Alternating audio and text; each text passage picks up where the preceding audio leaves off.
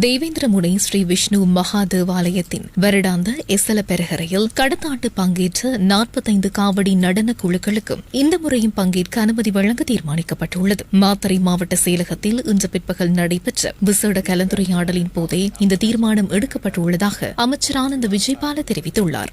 අපි මෙතනදී තීන්දුවක් ගත්තා. සියලුම කාවඩි කණ්ඩායම් වලට මේ නර්තනයට සම්බන්ධ වෙන්න ඉඩ දෙන්නත්. ඒ සඳහා එහි නර්තන කණ්ඩායම් සම්බන්ධ සංවිධාන කටයුතු පොලිසිය හරහා සිද්ධ කරන්නත් යම් අශෝභන ලෙස හැසිරීම් තියෙනවා නම් එවැනි කණ්ඩායම් ඒ අවස්ථාවේම ඉවත් කරන්නත් යම් විනයකට යම් පාලනයකට නතු වෙමින් දේව භක්තියෙන් මේ පෙරහැර නරඹන සියලු දෙනාට දේවාශිර්වාද ලැබෙන පරිදි දෙමාපියන් දරුවන් සියලු දෙනා එකතුව නරඹන්න පුළුවන් හැකියාවක් ලැබෙන පරිදි මේ ඓතිහාසික පවත්වාගෙන යන මේ ශ්‍රී විෂ්ණු දේවාලයේ මේ පෙරහැරට කිසිදු අගෞරවයක් නොවන ආකාරයෙන් මේක පවත්වන්න අවශ්‍ය පියවර ගන්න. அதற்கமைய நாளை நடைபெறவுள்ள பெரஹரையின் பாதுகாப்பு நடவடிக்கைகளுக்காக காவல்துறை மற்றும் விசேட அதிரடி படையினரை மேலதிகமாக ஈடுபடுத்தவும் தீர்மானிக்கப்பட்டுள்ளதாக அவர் தெரிவித்துள்ளார். පෙරහැරට අවශ්‍ය සියලු ආරක්ෂක විධාන තර කරනවා. පෙරහැර නරඹන්න කිසිදු බියක් සැකයක් ඇති කරගන්න අවශ්‍ය නැහැ. ඒ අවශ්‍ය සියලු ආරක්ෂක විධාන අපි සැලසුම් කරලා තියෙනවා.